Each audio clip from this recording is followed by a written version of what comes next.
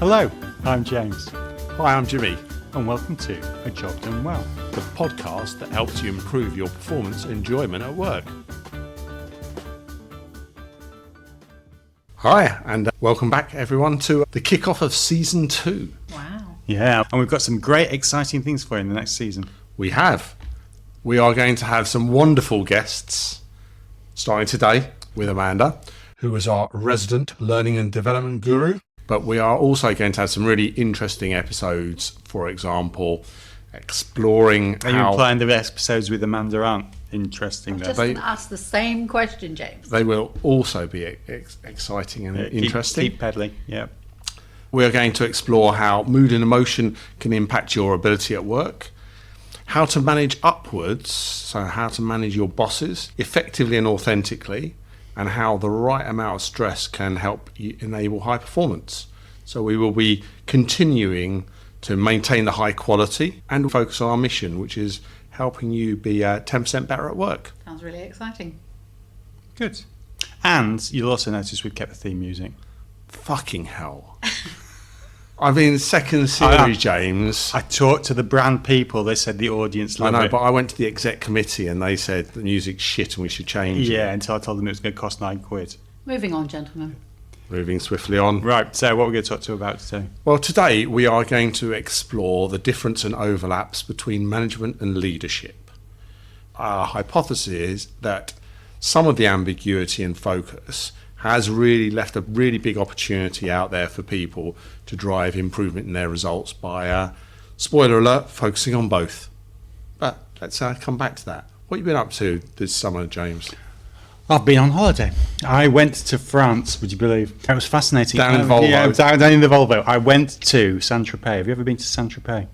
Not recently. Well, so Saint-Tropez is where the billionaires go. Right. Oh. So I was Stuck out like a sore thumb with your elbow I patches. was stuck in a traffic jam. There was a Ferrari in front of me. There was a Lamborghini behind me, and I'm there with my Volvo. So I turned the music up. Yeah, it's a dreadful place. It goes to prove that taste and money are not the same thing. Definitely not. And Amanda, welcome back to Season 2. We are delighted to have you. What have you been up to this summer? Well, thank you. It's an absolute pleasure to be back. So I've also been on holiday fairly recently, actually, to Spain. Very luckily for me, I have a friend who has a lovely villa out in Spain. So we had a girly few days out in the sunshine, which was fabulous. Done tons of gardening. We talked about gardening a little bit in the last series, but crikey, that's a job of continuous improvement, I would suggest. And a bit more line dancing. A bit more line dancing. More line dancing, yeah. How's that been going?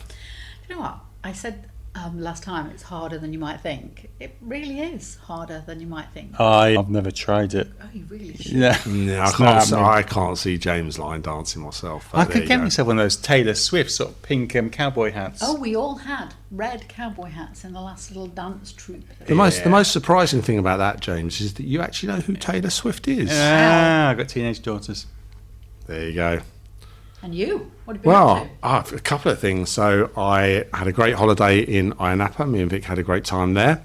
We've still got Ibiza coming up in September. Loved the Olympics over the summer, watching all sorts of random sports. You switch on and there's some rifle shooting and you think, I have not got the first clue.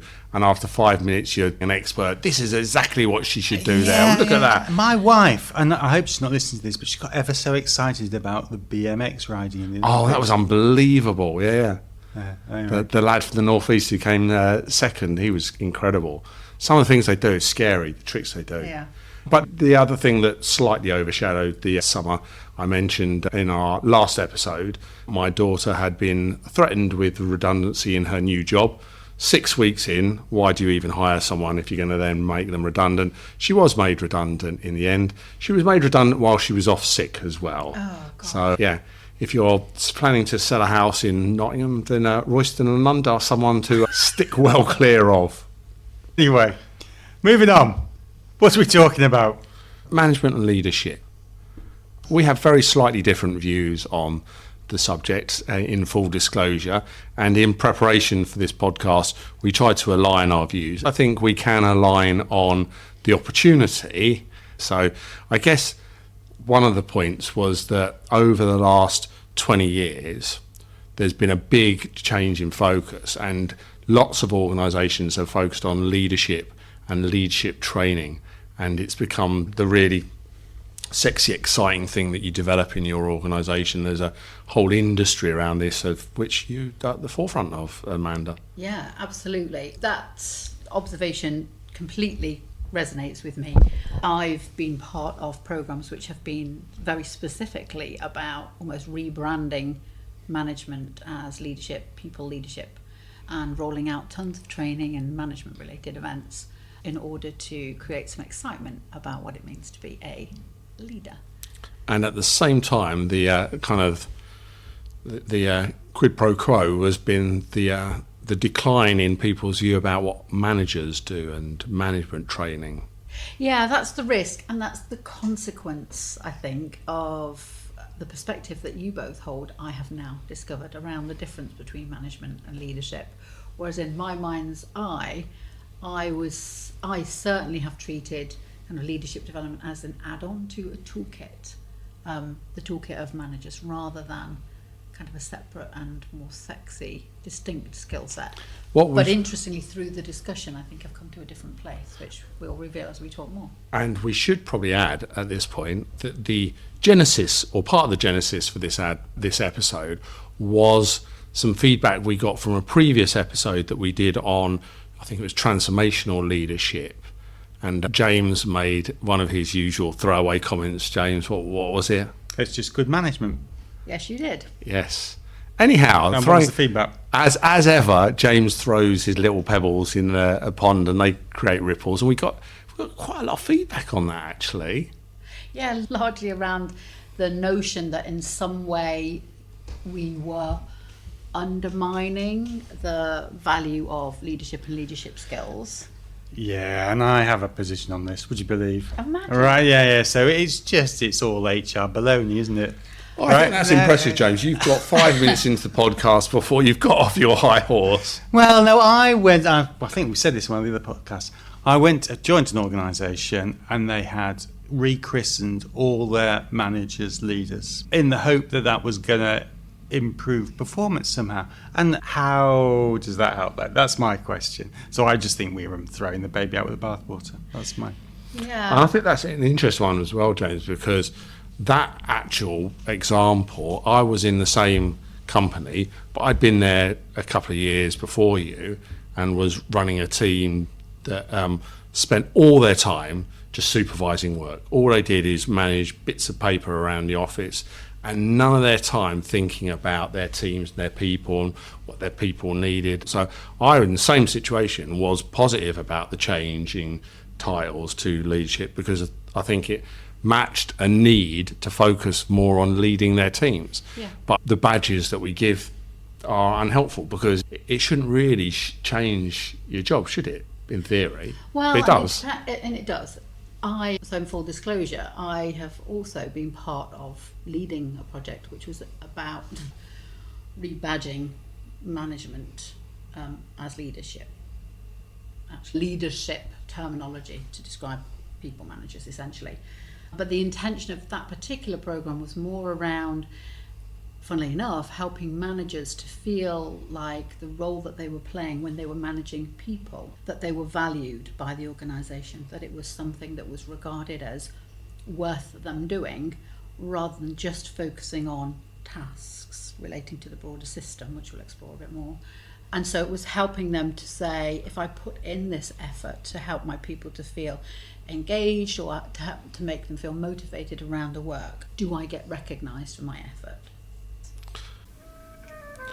The show you're listening to right now brings you insights to help you improve performance and enjoyment of work.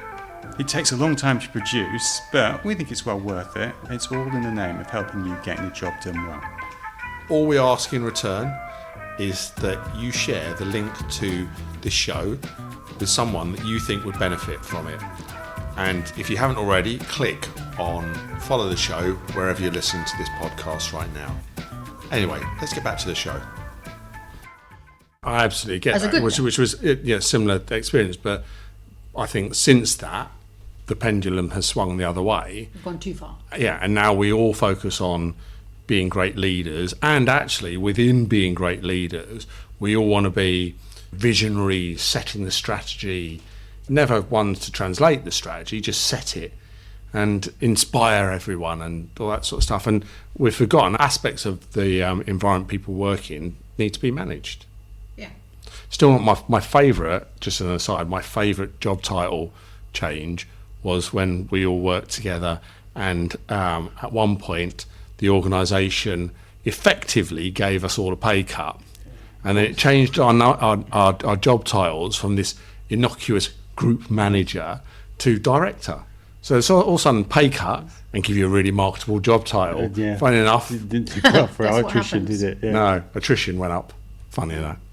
But anyhow, how No, so here's my problem, right? So you've got all this stuff about being visionary and setting direction and telling people what to do, and it misses the point, right? Because you manage a business, you need to have stuff happen, and it's all very well to worry about the why we're doing this and the what needs to be done, but there isn't nearly enough focus on the how it is going to get done.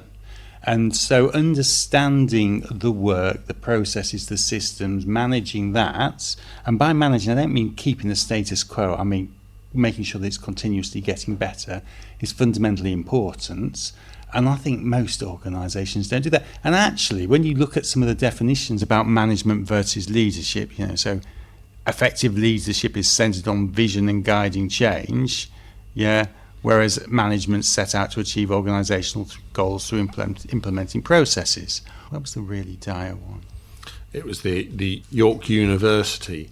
Yeah, what did they say? Managers are an important part of any organisation. They oversee the day-to-day activities of the business to make sure work is assigned and completed, and take care of administrative tasks such as budgeting and scheduling along the way. Yeah. I mean, Nobody's going to get excited about that. exactly. Right? But actually, you need good managers in the business. But by managers, it's not just about managing people, it's about understanding the whole system. So, how do things interact? How am I going to manage this system to make sure that I get a better outcome?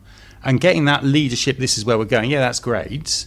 But how many people are actually taught how to manage the system and make it better? And now there's the question, right? So you've been in leadership before, L&D, learning and development, for rather longer than you care to admit to. Mm-hmm. When was the last time you actually did any management training, and what was it? So I think the training that we were talking about before, which was about kind of process, the work that we did together. So you tell me when that was. 2005. So it was interesting when we were having this discussion prior to the podcast, that what we discovered was, when I was talking about management, I was thinking about the activity of managing people. All the things we've talked about, actually, when we've talked about leadership, I incorporate in my, up until now, definition of what management is, because it's related to people. When you have a broader definition, which is the one you're referencing when you say, isn't this just great management, you're talking not just about the interaction with people, but actually with the broader system. Yeah, right? and you can't manage a system without managing the people, because the people are inherent within the system. Right. But there is so much more that needs to be done than just creating a vision and strategy. And I think that's one of the challenges between the definitions, that we tend to think of leadership as being the sexy part of it, and management, as we just read out, the description of management is always dull, and that's how it's become. It's quite polarizing, whereas actually the reality is you need to manage the whole ecosystem that your people are working in, and that includes the systems they're using, i.e. the technology, it could be the processes, it could be the policies they work within, the training, the incentives, the way they're managed, including the way you lead them as people. And that's the whole system, and we've stopped focusing on that, or if we ever did. And I think it's worse, right, because we've gone so far down the leadership angle that people see their job as setting direction, but then it's right, I've set the direction, here's the target, over to you, pal. Well, is that managing? Well, it's not really managing people, let alone the system. So it's the how do you look at the whole? And yes, you do need leadership. It'd be foolish to say you don't, but you can't run a business without management, and I just think it's woefully underplayed. Well, so that's what you mean when you're talking about when you're saying, isn't that just good management? Yeah. Actually, you're taking that much the broader wider definition. whole business definition rather than that kind of more defined people interaction. And as I think you said, James, the desire to define the what. So what are we here to do? That's if you like a leader's role. But everyone wants to have their own strategy. So you work in, particularly if you go to big organisations, everyone at a certain level and above has to have their own strategy. No. Oh, and they're rewarded for having their own strategy. But the organisation should have a strategy, and then the leaders within that organisation should be responsible for translating how their area, their teams, their unit, their business line, whatever you want to call it, how it helps to deliver that strategy. That's not the way that people think, because that's not how we've evolved those roles, and that's not how we're training them. Whereas we were talking about this earlier, there's the what, and then there's the why. Why are you doing it? So what's the rationale for the strategy? And then there's the how you do it. And often leaders just want to say, right, here's the direction, this is what we're going to do, and then just leave the how to everyone else. Right, exactly. Someone else's problem. Yeah, somebody else's problem. And I think, if you remember rightly, James, when we worked in a team in a big insurer, we got a really good reputation as a team for just doing what we said we were going to do. You know, back to the earlier comment, just getting shit done. And actually, we used to laugh about it because it was like, that was like unique. We do what we say we're going to do. How could that be unique? That's ridiculous. You know, but it was, because everyone was focused on visionaries, strategies, you know, not actually getting stuff done. And that's where a lot of organisations fall down. So ultimately, I guess our hypothesis is that the way roles and development have evolved over the last couple of decades means that leadership is where everyone wants to be and what everyone wants to do. Management is almost a forgotten skill, and actually the reality is you need both, and you need both to manage the wider ecosystem that your teams are working within. So if that's the case, I guess looking at you, Amanda, how do you go about thinking about your development as a result of that? Well, I think creating consciousness, starting with what the observations you've just made about the difference and what your intention is. Like, is this well, first of all, if you're going to go into a rebranding exercise, what do you actually mean? What's the impact that you want to have by a rebranding exercise? But let's assume from it that you identify that you are doing some skills training. The art of that is to work out who's the audience, why do they need this particular skill. It's not about your level necessarily in the organisation, it's about how you're going to exercise that particular skill and how it's going to be applied to the task, the work, how it's going to improve the system as a whole. So if you're teaching all our leaders, for example, to be more empathic or great coaches, to what end? I mean, the skill in and of itself is interesting, but how are you going to apply that then in your business for your improvement? As you say, I guess the first point is awareness, understanding the concept of your role within a wider system, and then understanding where your talents lie, and are there areas that you either are ignoring or don't have the capability to deliver as a first start. And then once you've got to that, then you can follow the elements of that, that you teach or train or develop. Yeah, I think it's quite difficult, right? 'Cause if you start to make people aware that they're there to manage the system, then they start to then think, well, what is the system that I am managing? Okay. And that actually challenges a whole host of organisational constructs, right? Because actually, if you think about it, most people, they're there to get a good result for their boss, which is often not the same thing as managing the best outcome for the system. You'll all have seen it, you know, when work goes from one area to another, silo thinking, and things fall apart. So there is quite a challenge for most organisations just to even start thinking about, well, I want to manage the system rather than leadership development. Well, I think also you would be more challenging if you see that actually I'm here to get these outcomes to enable our strategy as an organisation, and my job is to manage the system around my team in order to deliver on that. Well, parts of those system are in theory out of your control. So there will be policies set. Which might, might be nothing to do with you. It might be, policies about how you handle the work, or how you manage people, or how you incentivize people.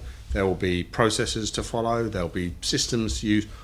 Aspects of those will be outside of your control. But all of a sudden, if you are thinking more holistically about the system, you can want to change some of them.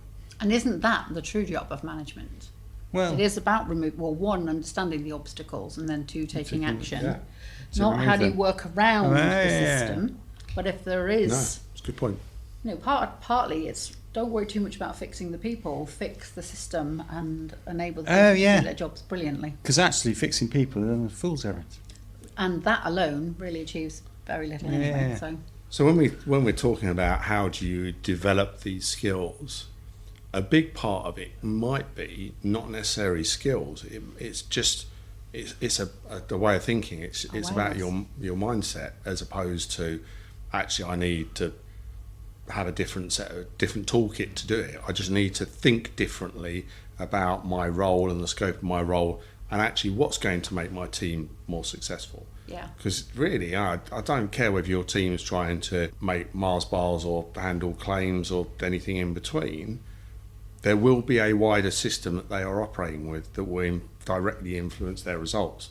And unless you're looking at that, you're not going to get an improved outcome. So we're really talking about thinking about management in its broadest responsibility, one element of which is people. Oh yeah, well, it's part of it. Yeah. And then you describe some other components. Well, of that so earlier. you've got what's the infrastructure you're working with, what are the policies you're working with, what are the procedures, what are your systems, the whole, who are your suppliers, whatever it might be. But all of those things, that's how the work gets done. That's what needs managing. So as a good manager, being aware of your responsibility for all of those elements, Yeah. removing the obstacles or at least getting some help with those where they're in the way Yeah. is great management practice, and enabling people as much as you can to operate within the system or improve the system so that they can do a great job.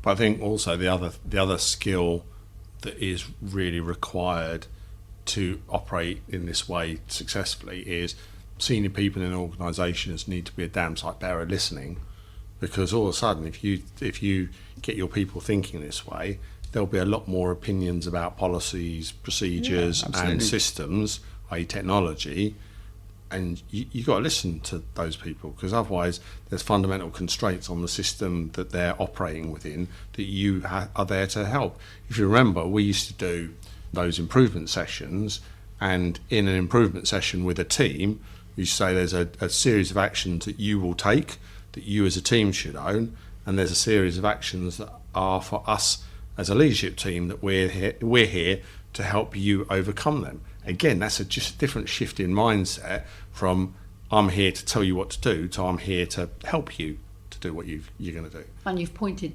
beautifully to some of the skills that we were talking about in earlier sessions about leadership actually, but now we're saying leadership and management, which is the ability to be able to listen, receive the feedback, the emotional intelligence to be able to receive something that may feel like a criticism as a manager and do something useful with it.